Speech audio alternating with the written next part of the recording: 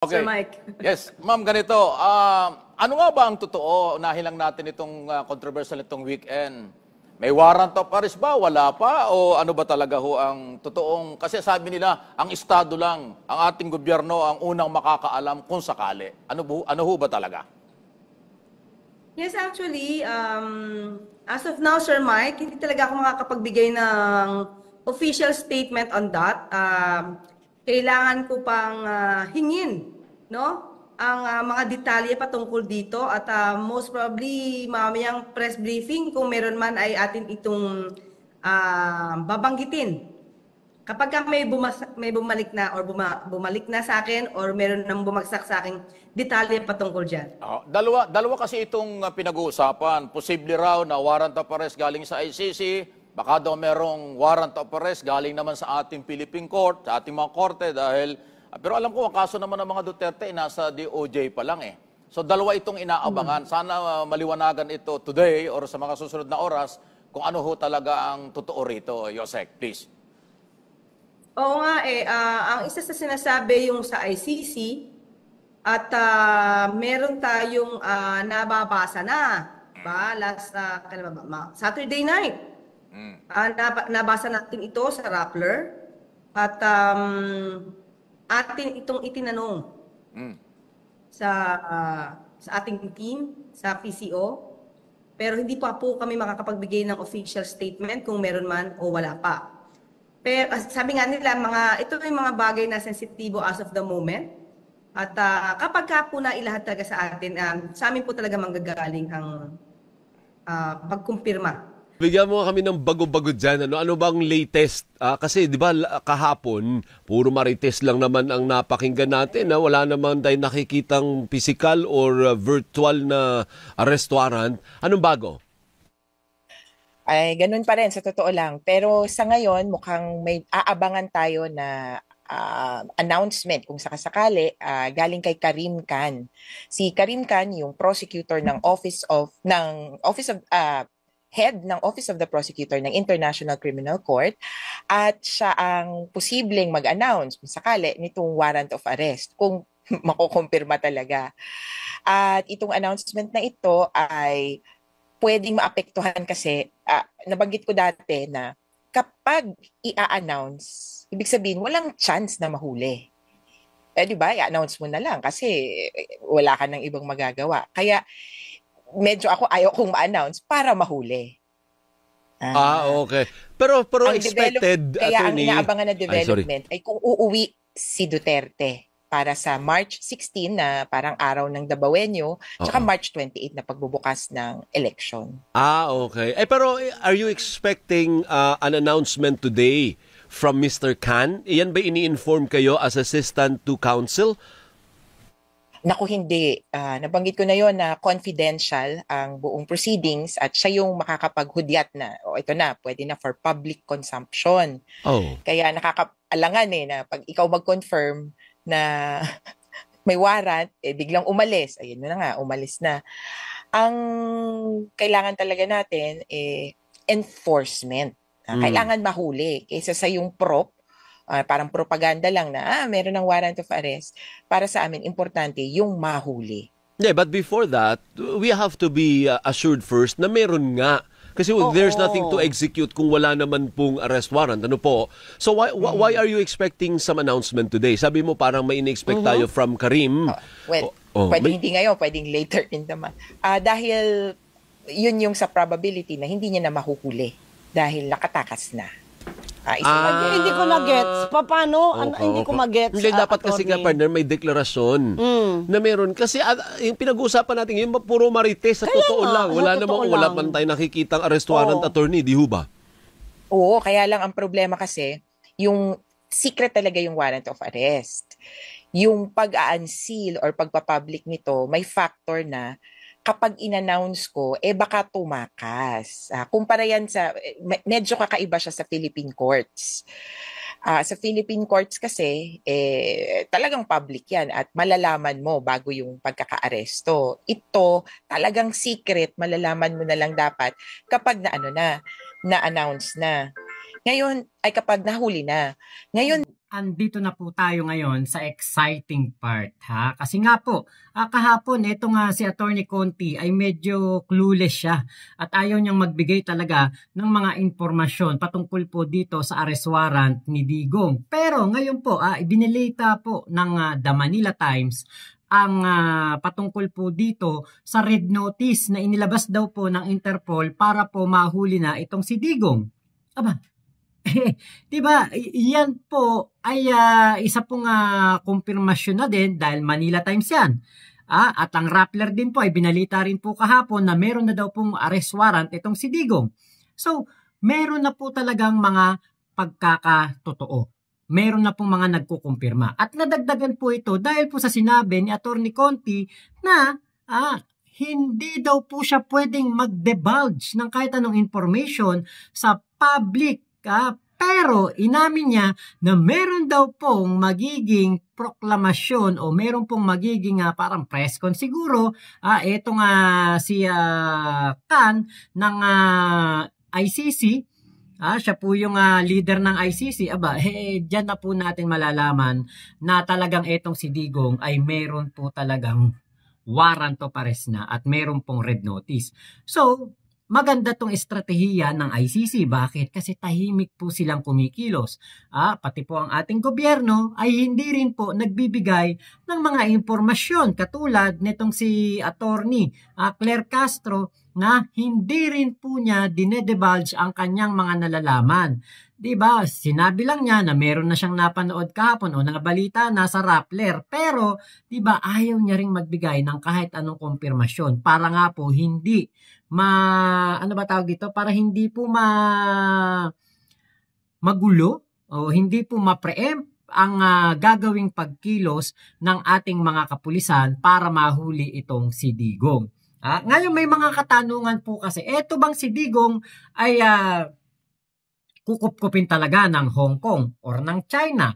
Habang buhay ba siyang makakapagtago sa Hong Kong at China? Lahat po yan ay nakadepende. At eto po ang sagot diyan. Panoorin po ninyo. No, Duterte cannot hide in Hong Kong forever, at least not without China's blessing. While Hong Kong has its own legal system, it ultimately follows Beijing's directives, especially on politically sensitive matters. Can Interpol act in Hong Kong? Yes, but with limitations. Hong Kong is a member of Interpol, meaning red notices, international arrest warrants are recognized. However, Interpol itself has no power to arrest. It's up to the local government to act. Will Hong Kong arrest Duterte for the ICC? Unlikely.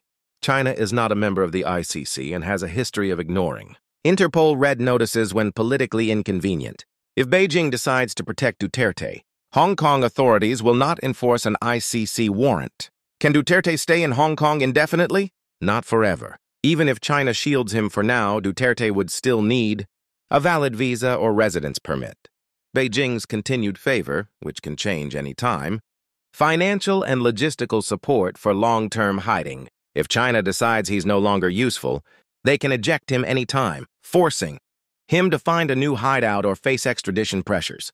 Bottom line, Duterte can hide in Hong Kong as long as China allows it, but he's not untouchable. If international pressure mounts or Beijing sees him as a liability, he may be forced to flee elsewhere or even handed over in a backroom deal. Alam po natin na ang mga Chekwa ay kumbaga kukup-kupin ka kung ikay napapakinabangan. Pero kung wala ka ng pakinabang sa kanila, nako, sigurado na hindi ka na rin yan tutulungan. So ito pa po ang kasunod na video ni Attorney Conti. Panoorin po niya. Ngayon may isa pa akong, baka ito yung bago-bago or inaantay kong development. ICC pa lang to, pero posibleng may ibang warrant of arrest na ma-issue kay Duterte dito sa Pilipinas dahil may iba naman siyang mga complaints na hinaharap, yung incitement to sedition, di ba? Tapos meron pang sinasabi yung Quadcom na crimes against humanity, the same case sa ICC na dito daw sa Pilipinas titinggin. Nakaabang din kami dyan dahil dyan pwedeng magkaroon ng hold departure order, alert departure order, kung ano pang ibang order mula sa Bureau of Immigration. So, pwede yung sinasabi ni Llamas, ni former Secretary Llamas kanina, na hindi na muna babalik si Digong. Oo, doon na muna siya sa Hong Kong, kakanlungin muna siya ng China. talagang yun yung una kong naisip sa totoo lang na naku, palipad ng China or Hong Kong, pupunta yan ng mainland at iba kaibigan niya yan, si President. Kung hindi na yan bumalik, out of the reach of, sabihin na natin, ng International Criminal Court. Pero kung sa amin, kailangan meron ka laging hope. Ang dami namang nagtago na akala nila makakaligtas sila. Pero as history tells us, Pinochet, Milosevic, mga nahuli rin eventually. Kaya kung ako din sa kanya, titingnan ko yung posibilidad na hindi na ako makakabalik sa pwesto or hindi na ako makakatakbo sa kung ano man kung ako ay fugitive from justice. Kaya goodbye to another Mayor Digong at paano yung epekto nun sa aking anak at una babae at tapos dun sa iba pang anak. Kaya maraming pros and cons na kumbaga magtago na lang siya, iwasan niya to. Ang isang punto din ay hayaan ko na lang na matuloy yung investigation. Total, siya din naman may sabi, ready siya na pumunta sa The Hague. Yeah. At tiningnan niya yung, ewan ko, parang nakita niya na yung kulungan kasi sabi niya mukhang okay doon. Uy, maganda, maganda yung kulungan doon. Pero procedurally, attorney, paano ba yun? Procedurally, kung totoo na may arrest warrant, at halimbawa, bumalik si dating Pangulong Duterte, paano bang procedure nun? O aarestuhin siya, ito turn over sa Interpol, dadalhin sa The Hague? Ganun ba yun? Yes, posibleng ganon. Or ito turn over sa Interpol or any other police na merong otoridad. So, airport to airport. Isasakay ng airport, sabihin natin, Philippine Police ang pwedeng may kasamang Interpol agent.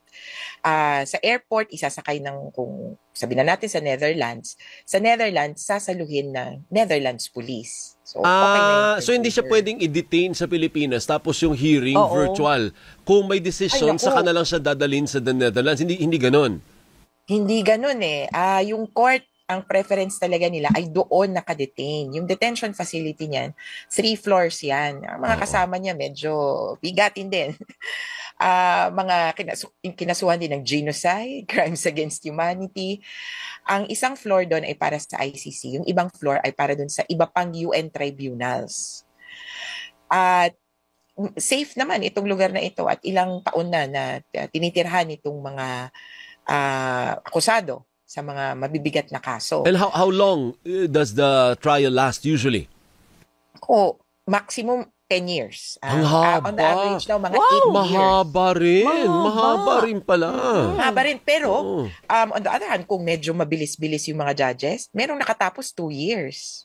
Mabilis na yon. Mabilis yun. Mabilis na yung 2 years. Pero, kumbaga, dahil sabihin na natin, mas mataas yung standards ng procedures nila doon, kumbaga pulido naman yung magiging desisyon. Bukod sa kanyang mga abogado, sino ang pwedeng bumisita sa kanya doon kung sakali? Pamilya.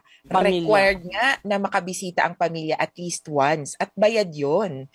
Kasi karapatan ng lahat na akusado, di ba, na mabisita. Sabi nila, hindi lang karapatan. Required. Tayo ang magbabayad, hindi makapagbabayad yung pamilya. So kasali pala yun. By the way, attorney, can the former president still quash the warrant? Halimbawa, may warrant nga. Can he go to the Supreme Court ng Pilipinas and hindi pa-quash natin yung warrant yan? Hindi yan obra dito. Hindi sa klolo, no? Pwede bang ganon? Mukhang isang posibilidad yon. Ang questionin niya ay yung una, jurisdiction ng ICC to issue such warrant. Questionin niya yung enforcement powers ng Pilipinas na hindi na member state ng ICC tapos i-enforce natin. Pero handa kami dyan. Yan actually yung pinaghahandaan namin itong mga nakaraang buwan na alam namin na may legal na gagawin na steps itong si Duterte. In fact, nakuha ko ito kasi doon sa sinabi ni Secretary Roque na questionin daw nila sa Supreme Court ang anumang warrant of arrest. So, palagi ko, matatalo sila.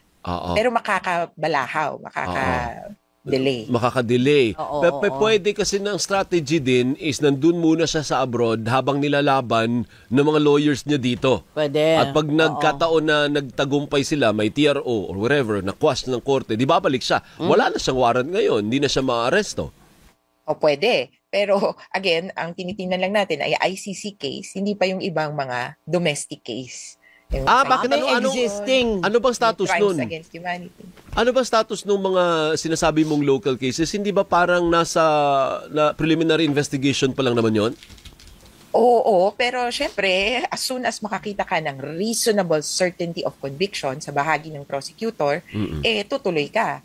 Halos pareho ng siste dito sa ICC na as soon as makakita sila ng ebidensya pointing to reasonable basis to believe that this person committed crimes against humanity. At dito sa Pilipinas, yung reasonable certainty of conviction, ifo-forward ito sa korte o kaya sa judge para pirmahan yung warrant of arrest. So, ayun, medyo napasama pa yata yung pagbabalita ng ilang mga katulad niya ng Rappler na meron pong warrant of arrest na talaga si Digong. At ngayon po, posible nga na ito ay tumakas na at hindi na po umuwi at magpakupkup na lang sa China. Diba, may posibilidad na yan po ang gawin dahil nga po, magpasanga ngayon naman, kaibigan ni Digong ang presidente doon. At napapakinabangan pa ng mga Chekwa si Digong. Pero kapag ito ay wala nang pakinabang sa kanila, baka nga po talagang itong si Digong ay isuko na lang sa ICC or sa Interpol. Ngayon po, nabanggit din dyan ni Atty. Conti, pwede pa po pala itong ipak-squash, ipak-quash o kung ano man ang tawag dyan, ipahinto, umingi ng TRO. Ngayon, baka nga po ito ay planado na nila. Kaya po tahimik si Digong sa pagpunta sa Hong Kong. Wala pong kahit anuman lang na abiso sa publiko at hindi po nila talaga ito pinag-ingay. Kasi nga po para hindi po magkaroon ng bulilyaso sa kanilang plano na ilagak muna si Digong sa ibang bansa habang hihingi sila ng TRO sa paghuli kay Digong o sa pagsisilbi ng warrant of arrest ng ating ng ICC. So, yan po ay mga espekulasyon pero may posibilidad na mangyari dahil nga po nakita naman natin in the past na ang mga kampo ni Digong, mga tao na malapit kay Digong or ang mga makaduterte na nagiging wanted, nagiging pugante ay talaga pong nagtatago. So, eto kayang si Digong ay gagayahin si Tebes, si Bantag at si Roque. Tatlong kanyang mga kaibigan yan o mga malalapit sa kanya o mga may connection sa kanya ang ngayon po ay nagtatago at pinaghahanap na ng ating batas.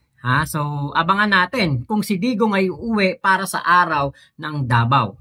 Kasi ngayon po kung inyo pong mapapansin ngayon po habang ako'y nagbo-vlog ngayon po ay 10:51 AM na po ng umaga. March 10, Lunes. Pero wala pa pong sign na si Digong ay lumapag sa NAIA or umuwi po.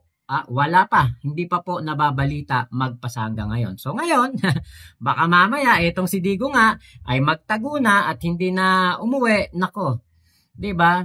So ibig sabihin niyan si Digong ay guilty. Flight is a sign of guilt. Yan ba yung sinasabi niya na harapin niya ang ICC, pinamamadali pa niya ang ICC na para bilisan ng paglilitis sa kanya, ang paghuli sa kanya. Pero kung hindi po uwi si Digong, isa lang ang ibig sabihin niyan, puro lang siya bunganga at puro lamang talaga kayabangan ang kanyang mga pinagsasabi at hindi naman po talaga siya haharap sa ICC. Diba? So, lamang po, maraming salamat sa pagsama nyo dito sa aking vlog na ito. Thank you po sa video ni Sir Mike Abe Live. At andyan din si Atty. Conti at si Atty. Claire Castro. Ayan. So, salamat po pati sa serbisyo, teleradyo serbisyo. Ayan. Shoutout po sa mga tropa pips natin na patuloy pong sumusuporta dito sa ating channel. Maraming salamat po. Ingat po kayo. Nasa mga panig kayo ng mundo. Momo chup chup. Love you. God bless us all. Pilipinas. God first.